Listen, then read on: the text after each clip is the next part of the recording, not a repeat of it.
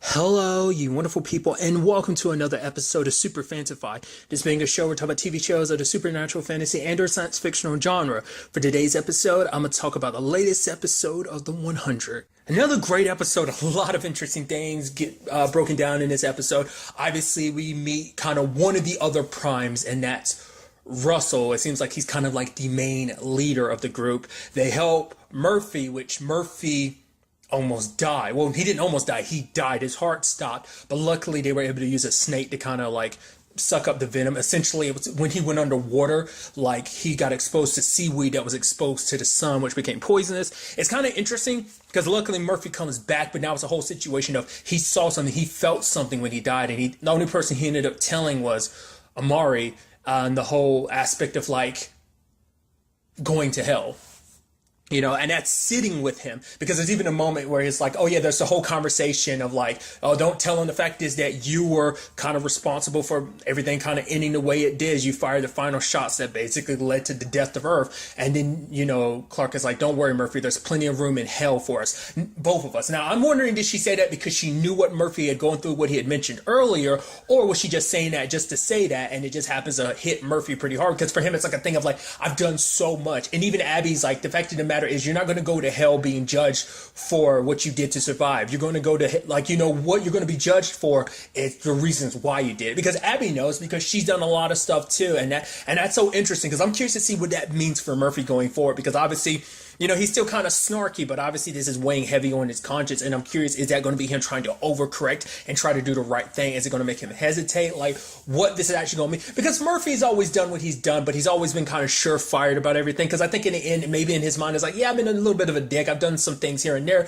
But I think in his mind, maybe it's like, I tip the scale because I've done good in the long run. Yes, it's always been to my benefit. So in terms of that situation, if you're familiar with the TV show, The Good Place of Life, even when you do good stuff, if it's for the wrong reasons, because you're I'm going to do the right thing in the end, because it's going to benefit me, then it kind of takes away kind of like the goodness of why you did what you did. So I'm wondering, is that potentially where they're going with Murphy's story and just what that means for him and Amari? Because she's going to obviously be like, no, it's okay, Murphy, probably trying to help him, but obviously like Murphy always pushes people away. Like he already did that last season with her, and I think he's probably going to do it even more this season because he probably just feels like he's doomed. He might even go, who cares what I do now? He might go full like, I'll be an asshole because it's like, it doesn't matter, I'll do the dirty work because I'm going to hell anyway, so who cares, you know? It's going to be interesting to see which direction Murphy ends up taking this season. I didn't talk about it, but and it's something I brought up earlier in the season of like, oh yeah, I got one, like the actor who plays Russell is I think, isn't it his last name's Bourne? I want to say, isn't it like JR or JB Bourne? I think it's JR. I could be wrong. Either way, he's the actor who plays Papa Argent in Teen Wolf, so that's pretty dope. I'd already saw that in a trailer, so that was something I was referencing earlier in the season. Nevertheless, obviously, there's the whole situation of the primes. Essentially, the primes are, you know, descendants of the royal family. It's kind of interesting that there's kind of like a hierarchy in this whole situation. The fact is, like, it's almost kind of, it's interesting because, like, it seems like the whole thing is a comparison to, like, the whole Hada situation, you know, the commander, when it comes to the whole, everything on Earth. So it seems like it's like a parallel to that, which is interesting. So obviously, Russell is willing to give them another chance. It's also something interesting, too. I'd never even thought about it. Like, Clark sees a dog, and she's almost like, whoa, wait, what? And it's like, right, you've never seen a dog. You've grown up in space. The way Earth was, there wasn't really room for, like, animals like that. And animals you had come across had become, like, mutated from the radiation and stuff. So, you know, this is your first time seeing, like, a normal, like, pet, and it's like, whoa, this is crazy. This is wild. So that was just kind of interesting, too. But Russell, obviously, amongst everyone, was willing to give them a chance. The whole reason why, like, because it turns into that sad situation of like, oh yeah, you killed Kaylee's family because, but the thing is, it's like, well, you hijacked our ship. It's not like you said anything. You just came in, you know, if you had taken the time to explain things, maybe they would have been more understanding. But the fact is, so that's kind of on your fault. They were just defending themselves. But it's like, oh, we didn't hurt anyone. It's like, they didn't know that. And now they're being demonized for it and everything. But Russell's willing to listen to them, especially when he hears about what happened on Earth and everything. And so, also, it was kind of interesting because obviously Clark's having dinner with Russell and his wife. It's so interesting to see Clark in a dress because everyone was almost like stunned and like, whoa, because you've never seen Clark in a dress the entire time. Has she?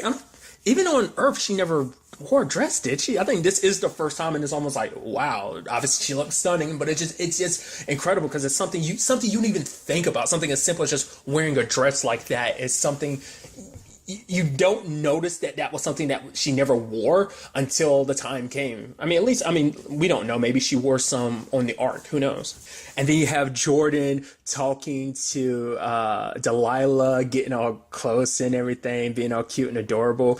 I even love Murphy being like, we gotta work on your game, kid, or something like that. And she's like, his game is just fine. And everyone's just smiling. Look at Jordan and Delilah. It's so cute. And it's like, Murphy being like, oh, they grow up so fast. I thought that was so interesting.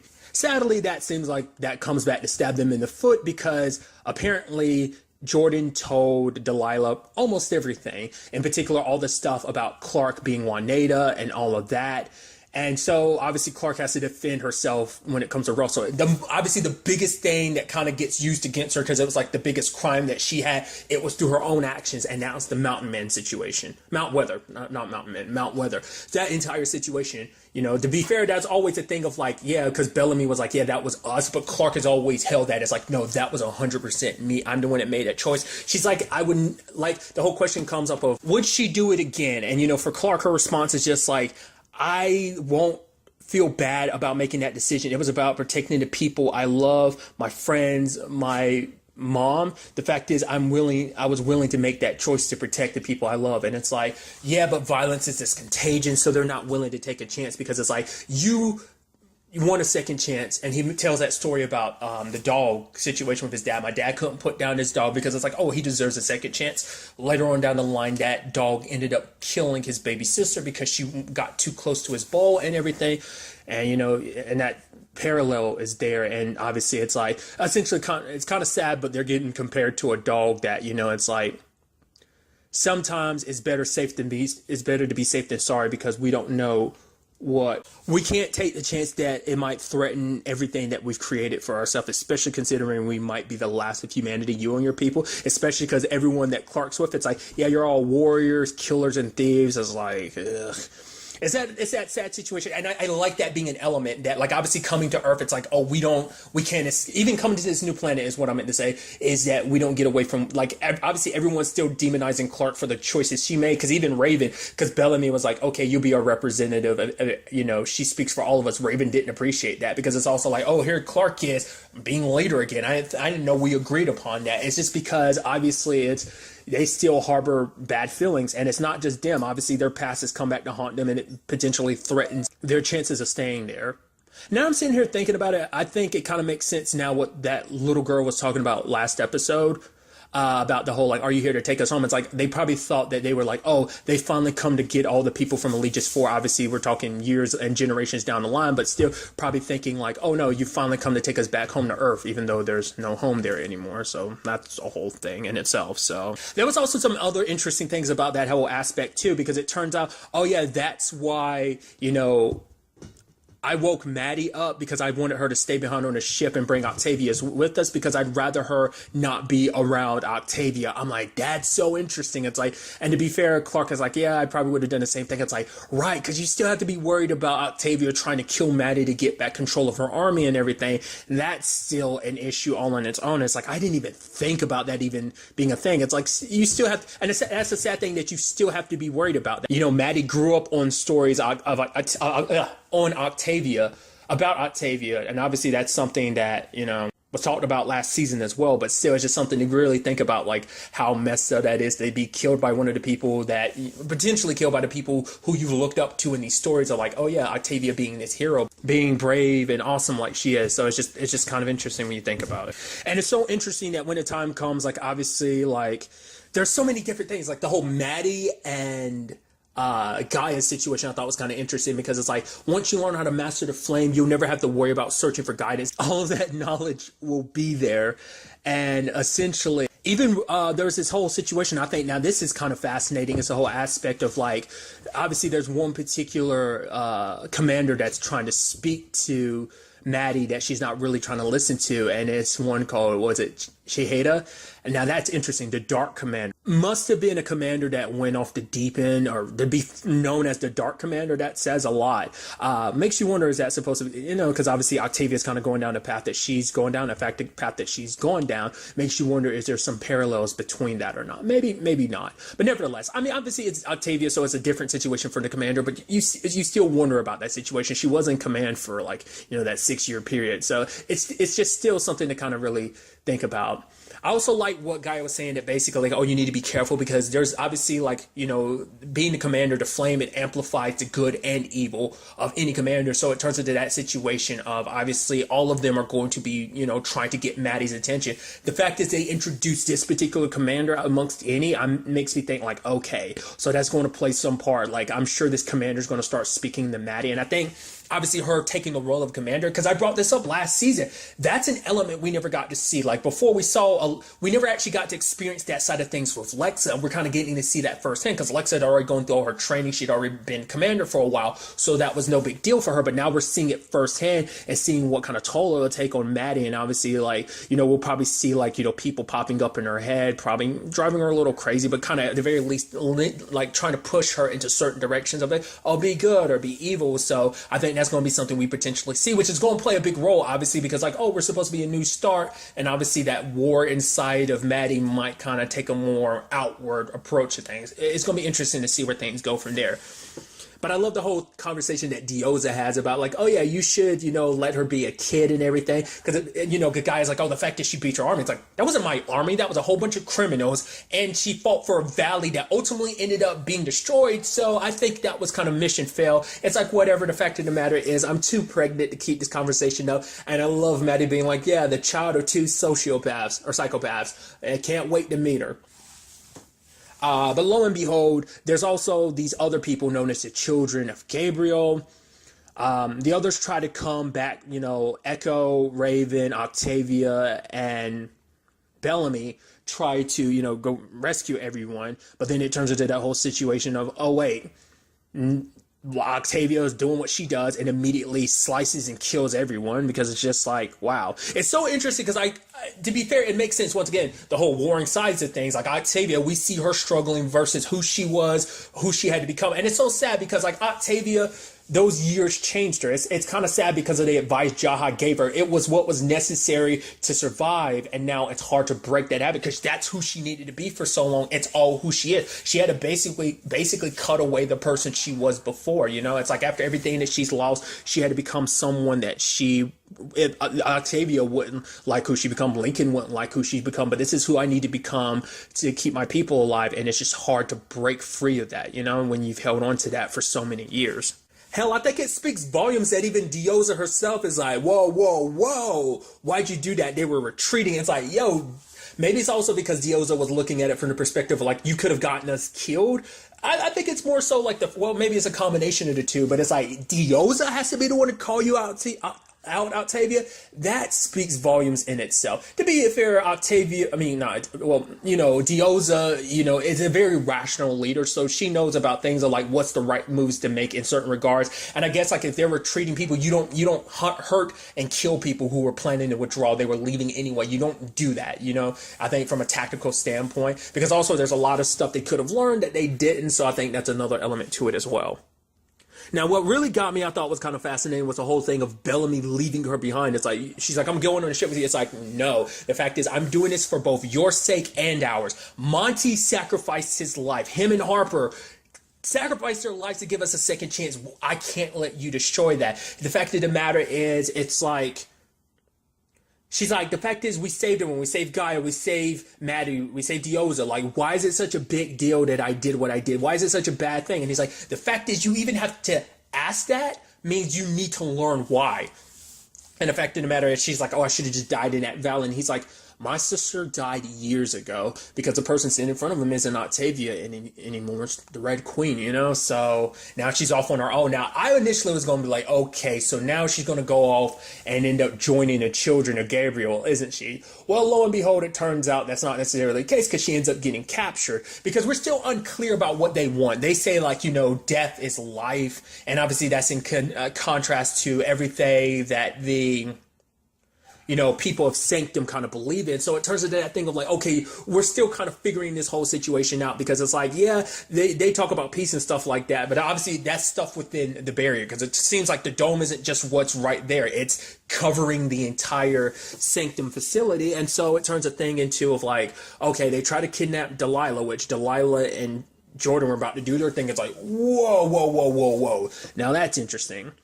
But then there's the whole thing of like Clark being a black blood, which I'm not too surprised by because they're also black bloods too. At the very least, the primes are, because we know that because they had paid attention to the fact is, oh, they're just red bloods. Like they made a note of that. So that's why I was like, yeah, there's definitely something going on with that. And so it turns into the whole situation of that kind of makes her royalty, which I'm sure everyone, even Murphy's like, well, lo and behold, look, Princess Clark, isn't that awesome? I know not everyone's going to be happy about that because that kind of puts her back in a leadership position, which Clark doesn't want to be in a leadership position because she feels like everywhere she goes, anytime she's in that position, people she cares about either get hurt or killed. It's always like a lose-lose situation for her. So I think it's kind of interesting. I mean, obviously she wasn't naturally born one. Obviously she became one, but still that's kind of interesting.